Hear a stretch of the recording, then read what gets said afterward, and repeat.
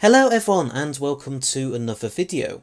On the 6th of December 1989, the original series of Doctor Who came to an end, with the third and final part of season 26's Survival.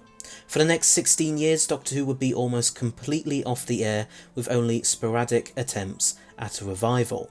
This all changed on the 26th of March 2005 when the show finally came back with the episode Rose. Russell T Davies became the showrunner, with Christopher Eccleston as the Ninth Doctor and Billie Piper as the titular companion, Rose Tyler. But what if things had gone differently? What if Doctor Who hadn't been cancelled in 1989? That's something which many fans have pondered about for over 30 years, and now here's my take on it. I'll be using sources such as interviews with people like Sylvester McCoy, Sophie Aldred, John Nathan Turner, Andrew Cartmel and Ben Aronovich. Other sources include the documentary Doctor Who Endgame, released on the Survival DVD release, and issue 255 of Doctor Who magazine. And I'll also use other fans' videos as inspiration, including Who Studios' excellent video, as well as the Doctor Who fans' brilliant series. So, without further ado, let's journey back to the year 1989.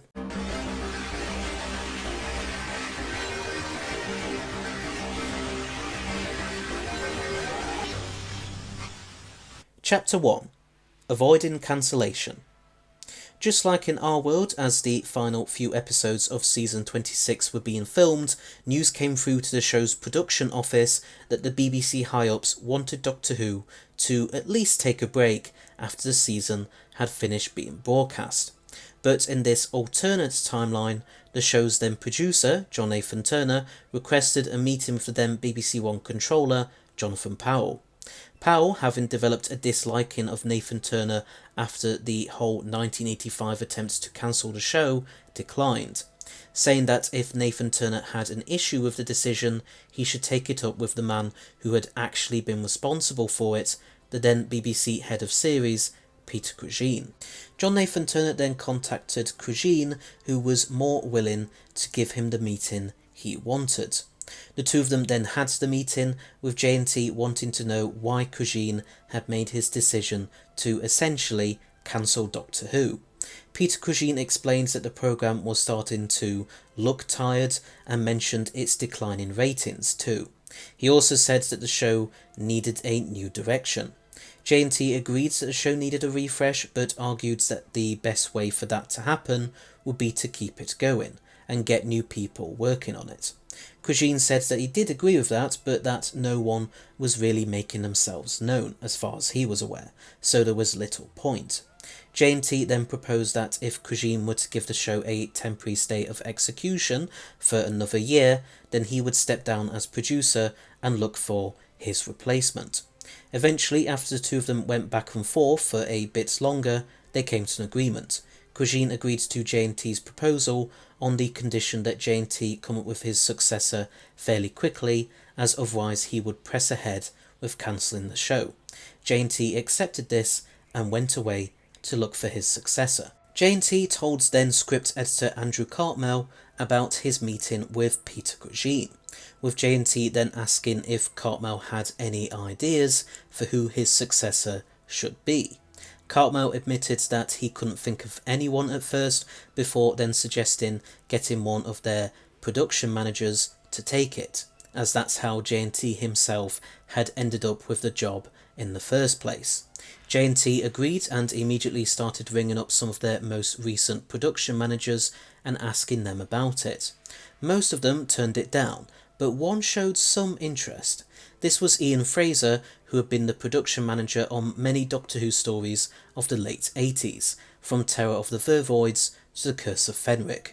Whilst Fraser admitted that he hadn't ever really thought about producing, he did say that he would be interested in giving it a go, provided that JNT could stay on for a bit longer so that he could mentor Fraser and show him the ropes of how to produce the show. JNT agreed, even though he wasn't the biggest fan of telling someone else how to be a producer, and he then told Cartmel about what Ian Fraser had said. Andrew Cartmel felt like it was a good idea as well, and then mentioned about how he had been getting lots of offers to come work for other shows.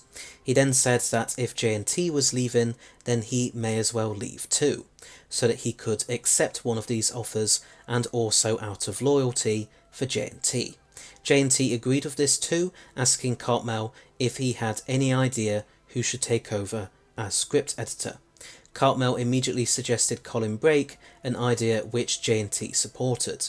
He then rang Peter Cushing to arrange for another meeting. Sure enough, another meeting took place about a week or so later. JNT told Cushing about Ian Fraser, who Cushing wasn't too enthusiastic about, but thought that he was a satisfactory choice. JNT then told him of Cartmel's desire to leave the show as well, and mentioned Colin Brake as being potentially his replacement, an idea which Cushing more enthusiastically supported. John Nathan Turner asked Cushing how he'd feel about him staying on for the first half of the next season, so as to soften Ian Fraser into the producer's chair, in essentially a transitionary period.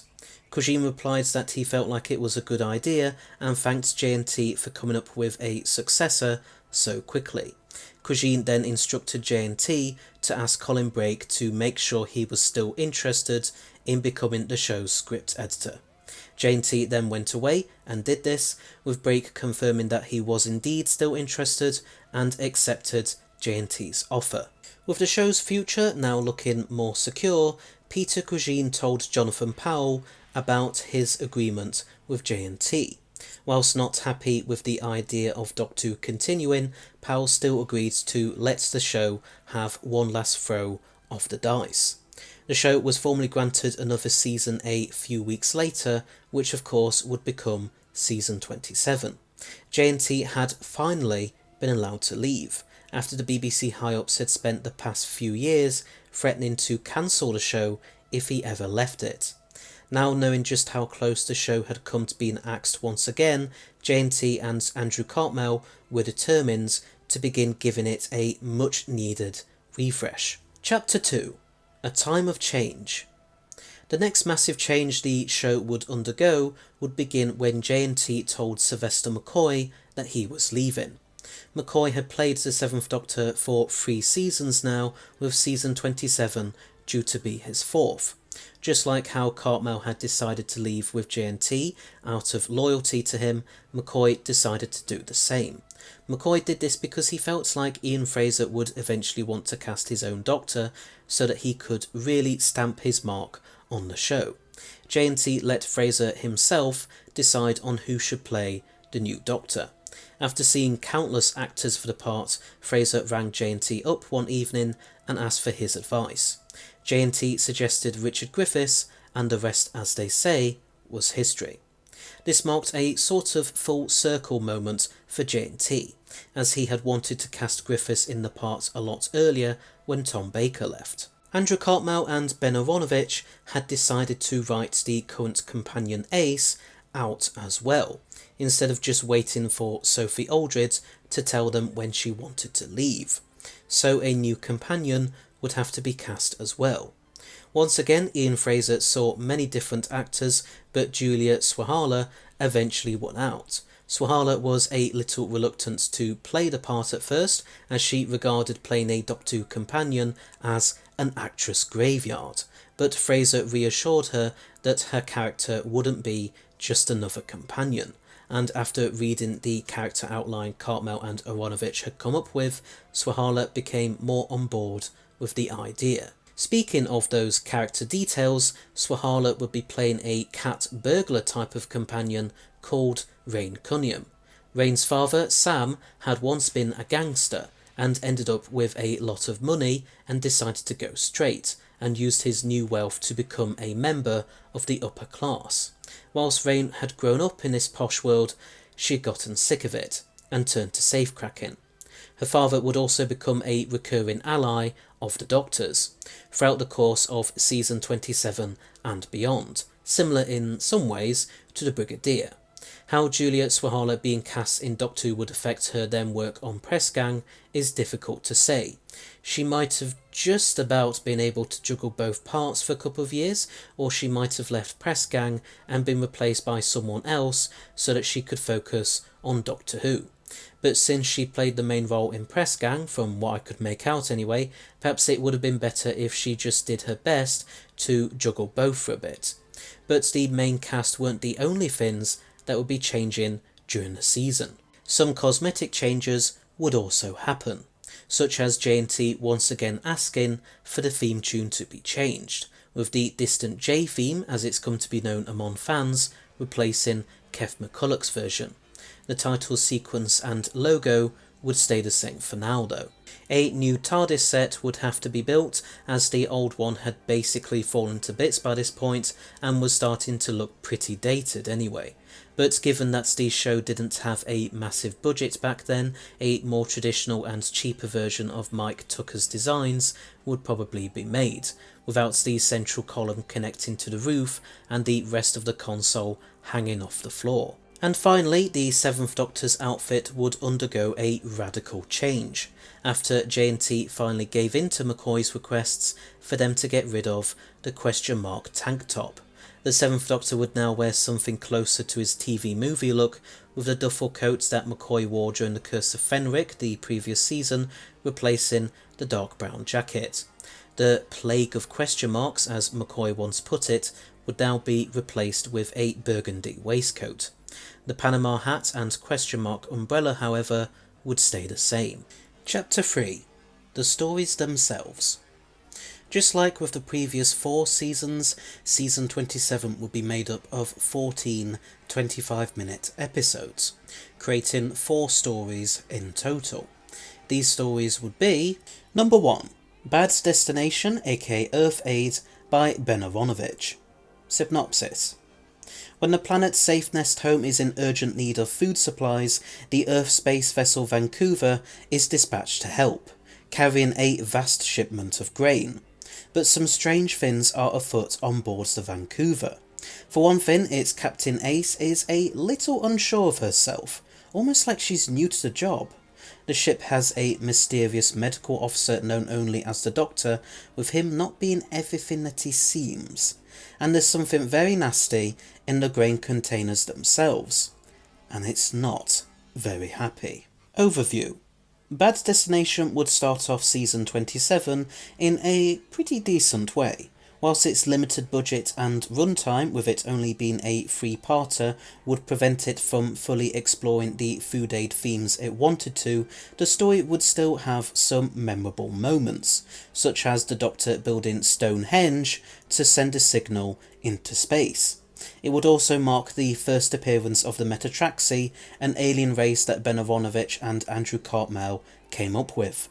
The idea behind them was they were aliens who had a mental complex that prevented them from harming anyone who was unarmed. They would therefore resort to insulting and taunting someone and offering them weapons, just so they could kill them. This was a very unique idea for a Doctor Who monster, and they quickly became fan favourites. Overall, whilst the design of the Vancouver ship, especially inside, was seen as looking very cheap, fans would still regard Bad Destination as a story that had some great ideas and potential, just like the previous season opener, Battlefield, in some ways. The opening scene especially would go down pretty well. This features Ace in her captain's uniform going into her cabin, with the Doctor spinning around in a chair to face her in typical James Bond villain style. Ace would then say to the Doctor, "This isn't going to work," with the opening titles then fading in. Number 2. Thin Ice, aka Ice Time, by Mark Platt. Synopsis. London, 1967. The Doctor and Ace have landed during the peak of the swinging 60s. A civil war is raging against 2 factions of one of the Doctor's deadliest enemies, the Ice Warriors. Surrounded by old enemies and new friends, it looks like Ace's time with the Doctor is about to end. The fates of Earth and the future of Ace are now intertwined. Overview. As the synopsis teased, Thin Ice would be Ace's final story. Her departure would be pretty different from many of the companion departures that came before though. Instead of Ace just suddenly deciding to leave out of the blue, it would be revealed that the Doctor had plans to enrol Ace at the Time Lords Academy. The Doctor wanted Ace to inject a new life and a new attitude towards Finns within the wider Time Lord society. Upon finding out about all of this, Ace would initially refuse, as she didn't feel like that was what she wanted to do. She would even storm out of the TARDIS at one point, but throughout the course of the story, Ace would slowly come round to the idea, and she eventually agreed to it. Fans would react mostly positively to this idea, although some felt like the whole thing had kind of come out of nowhere. Sophie Aldred herself would be pretty happy with it, although she was sad to be saying goodbye to the show and to her friend Sylvester McCoy in particular. Elsewhere, Thin Ice would also see the introduction of a new ally for the Doctor, the aforementioned Sam Cunningham. He will be played by Tom Georgeson, who had previously played Cavell in Genesis of the Daleks and the Detective Inspector in Logopolis. Sam was intended to become a sort of Brigadier type character, as in a recurring guest character. As I mentioned earlier, he would originally be introduced as a gangster, but would reappear in the next story, Action at a Distance, as a member of the upper class, after he had managed to get a lot of money. Some other memorable or notable parts of Thin Ice would include mind-controlled biker gangs who had helmets resembling those of the Ice Warriors. The newly opened London dungeon would have been used for some filming, where it would have been revealed that one of the exhibitions there was a piece of Ice Warrior armour. Overall reception to this story would have been pretty positive. Fans were especially glad to finally see the Ice Warriors come back after a 16-year absence, having last been seen in 1974's The Monster of Peladon. Comparisons between Thin Ice and Remembrance of the Daleks would inevitably be drawn, as both were set in the 1960s. Although Remembrance was set in the early 60s, whereas Thin Ice was set in the late 60s, when what we would recognise as the 60s was in full swing. Just a quick aside, but you're probably wondering why I've decided to go with Bad Destination and Thin Ice, instead of the more commonly used Earth Aid and Ice Time. The reason is that the former ones were the originally intended titles for those stories. The latter were made up by Dave Owen for his article about what if the show had continued for a bit longer in issue 255 of Doctor Who magazine in 1997. So essentially, Bad Destination and Thin Ice were what the production team at the time would have most likely gone with. The same could also be said about the surname for Rain and Sam Cunningham, even though it was later changed to Creevy for the Big Finish audio adaptations when Andrew Cartmel discovered that there was someone in real life called Rain Cunningham. Anyway, back to Thin Ice itself. It would hold the distinction of being the final story to be produced by John Nathan Turner and script edited by Andrew Cartmel, and they certainly both went out on a high. Number 3. Action at a Distance, aka Crime of the Century, by Ben Avonovich. Synopsis. The year is 1990. In London, safecracker Rain Cunningham breaks into a house and finds more than the family jewels. In the Middle East, the kingdom of Safiuddin is being terrorised by Soviet invaders and alien monsters, and on the Scottish border, a highly guarded facility contains an advanced alien weapon. These are all parts of the Doctor's master plan, but master plans can go awry. Overview. The first story to be credited under the new regime of Ian Fraser and Colin Brake, Action at a Distance would also see the introduction of a new companion, who would obviously be Rain Cunningham. Juliet Swahala would make a great first impression as Rain, with her introductory scene in particular going down extremely well with fans and viewers alike. Her introductory scene would go like this. Rain sneaks off from a garden party to crack a safe inside the house, but when she opens the safe, it swings open to reveal the Doctor inside, with him asking her with a grin, "What kept you?" That would go down as a great and memorable moment akin to the opening for Bad Destination. I think it would make sense for the production team to have the Metatraxi return in this story, as they would probably want to get their money's worth out of the costumes that have been made for their last appearance in Bad Destination. This isn't based off anything anyone has ever said, I just think it would be a great idea basically. Overall reception to this story would be somewhat mixed. Fans and viewers alike again thought that there was perhaps a bit too much going on, but at least Action at a Distance had a bit more time to tell it all in than Bad Destination had, with the former being a 4-parter. The new companion Rain would go down very well though, and fans were delighted to see the Metatraxi return, even if it was a lot sooner than they were expecting. And yes, Action at a Distance was, again, the original title that the production team would have most likely gone with, instead of the more well-known Crime of the Century. The latter was also made up by Dave Owens, just like Earth Aid and Ice Time. Even though Andrew Cartmel was the one to write the Big Finish audio adaptation of this story in our timeline, the original TV version was actually supposed to have been written by Ben Aronovich, as far as I could make out anyway. That means Ben Aronovich would be credited for 2 stories this season. Number 4. Elyxian by Robin Mukherjee. Synopsis. The Doctor and Rain are lured to a monastic planet full of mystery and dark tunnels. They are then forced to play a series of life and death games, with only one of them expected to make it out alive. Overview.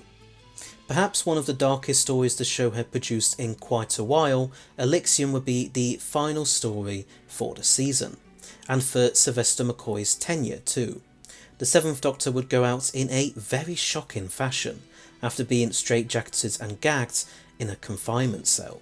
This would lead to some complaints by some viewers that the show was becoming too dark and too violent again, but more on that later on. The main villain would be a gross bank manager type who had the same manipulative and chess-playing tendencies as the Doctor. He would essentially be the Doctor's equal. The original version of Elyxian had also included giant beetles, but these had been written out when it was thought that they would be difficult to realise effectively on the show's limited budget. Also, just a quick note, Elyxian's writer Robin Mukherjee would have been the first person of colour to have written for the show. Elyxian would be very different from many of the previous Doctor's last stories, with it being arguably the most morbid in tone. This would cause fans' perceptions of it to be pretty mixed, but regardless, Elyxian brought an end to the Sylvester McCoy era. That era had reinvigorated the show and brought a lot of new life and new ideas to it, and the incoming Richard Griffiths era would continue to expand and improve on all of that. But that's a story for another time. Chapter 4. Looking to the future. With season 27 having come to an end, the question now turns to what's next for Doctor Who. Jonathan Powell had wanted to use the controversy surrounding Elyxian to cancel the show for good, and tried really hard to make that happen. But luckily for the show, Peter Cushing disagreed. He felt like they should give Ian Fraser and Colin Brake at least their own full season, as he felt like that was only fair. Ultimately, Powell relented, although he would still refuse to change the show's time slot, which would mean that at least both seasons 27 and 28 would still have competed with Coronation Street for views. Maybe other seasons would have to as well, until Powell stepped down as BBC One controller in 1993, but we'll have to wait and see about that. This whole competing against Corrie Finn meant that the viewing figures were still not that great, apart from the final episode of Elyxian, due to the controversy. The show's future really was on a knife edge, and Ian Fraser and Colin Brake knew they would have to do something really bold with season 28. But would they succeed, or would Doctor Who be finally put to rest? That's something we'll have to answer another time. Chapter 5. Closing Thoughts. So there we go, that was season 27. So sorry about how long it took me to make it, but I hope it was worth the very long wait for you all. So you're probably wondering, Will there be a Season 28 video? The answer is yes, but it won't be the very next What If video. Allow me to explain. This video is intended to be a pilot for a new sub-series of the What If videos, which will exclusively tell the story of what I believe would have happened had the classic series never ended in 1989. But because each video in this sub-series will doubtless take a long time to make, with me going far more in depth than I ever would in the other What Ifs, I won't be able to make them that often. Perhaps they'll only come out every 4 months or so, meaning that you might be waiting until Christmas for Season 28. I know some of you will be annoyed about this, but because of how long each of these will take to make, as well as various other things that will inevitably eat up my spare time, it's unfortunately just the best I can do. So the very next What If video will not be part of this sub-series. Instead, we will be exploring the idea of what if the TV movie had been a success and led to a series. That one might also be a bit of a longer What If, but hopefully won't take as long as this one to make.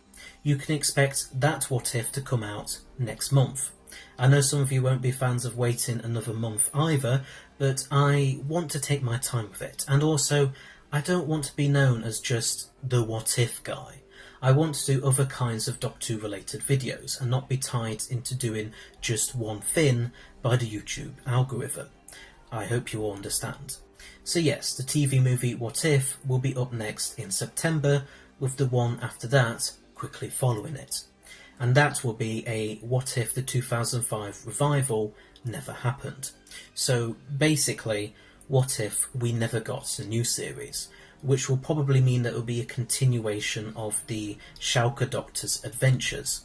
After that, I'll be doing some more random What Ifs, including some of your suggestions. I'm not too sure whether to do the TV movie What If as in-depth as this one, or to make it more like the previous What Ifs and just give you all a general overview. Please let me know in the comments below which approach you would prefer me to do. Anyway, so thanks for watching, hope you liked it. Please don't forget to press that subscribe button below, as well as press the bell icon at the side of it, so that you'll stay notified of when all my new videos come out. This channel currently has 1,210 subscribers as of the time of writing and recording this video.